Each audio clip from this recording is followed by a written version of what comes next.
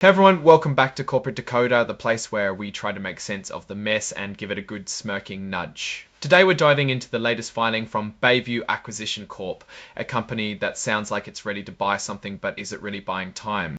So what's the big news with Bayview Accession Corp?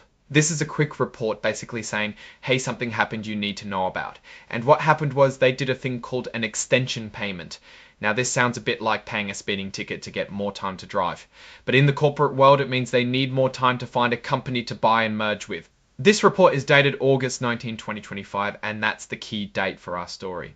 Bayview Accession Corp is essentially a blank check company, also known as a SPAC. Their whole purpose is to raise money through an initial public offering or IPO and then use that money to acquire another company. Think of them as a corporate matchmaker, but they have a deadline to find a partner. They're registered in the Cayman Islands. That's pretty common for these types of companies. And their filing number is 0014189. Interesting, but not the main story here. Now, let's talk about what they have on the stock market. They trade as units, each consisting of one ordinary share and one right. They also have ordinary shares and rights separately. The trading symbols are BAO for the units, BER for the ordinary shares, and BAR for the rights. All of these are listed on the Nasdaq Stock Market LLC. That's a pretty big stage for a company that's still looking for its first dance as a combined entity. Bayview Accession Corp is an emerging growth company. This means they get some regulatory perks and can delay adopting certain accounting standards. It's like being a young startup getting some extra breathing room from the grown-ups.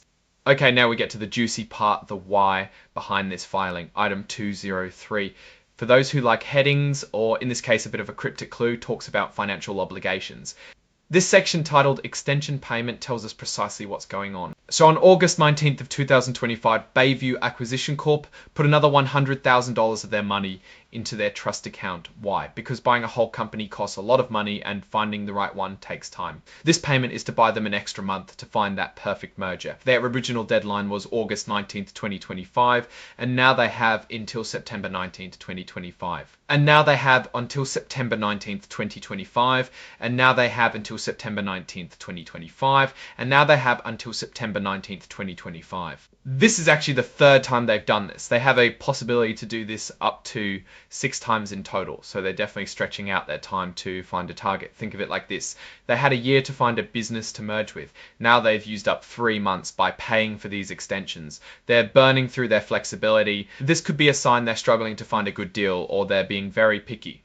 Either way, it means the clock is ticking louder. The report is signed on August 20, 2025, and it's signed by Sean Wong, who is the Chief Executive Officer and a Director. So the boss confirms that yes, they've ponied up the cash for more time. So let's break this down. Bayview Accession Corp is a SPAC, a company formed to buy another company and take it public.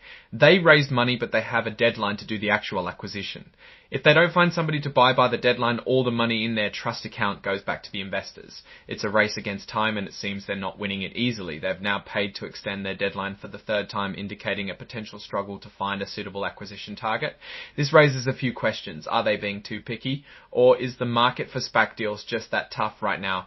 The fact that they are using these extensions suggests they haven't found a deal they're confident in. This could be good if it means they're being prudent and avoiding a bad merger. Or it could be bad if it means they're running out of options and might eventually have to return the money to shareholders, which is a big failure for a SPAC.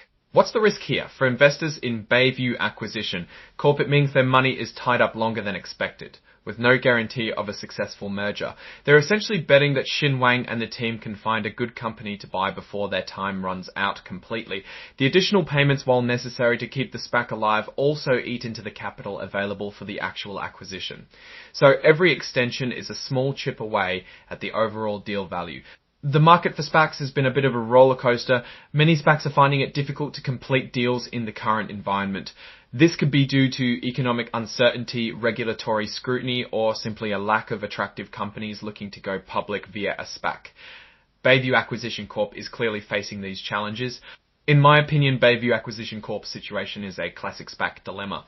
They've got the money, but finding the right company at the right price within the allowed time frame is the hard part. Using up extensions isn't necessarily a death sentence, but it does signal increased difficulty.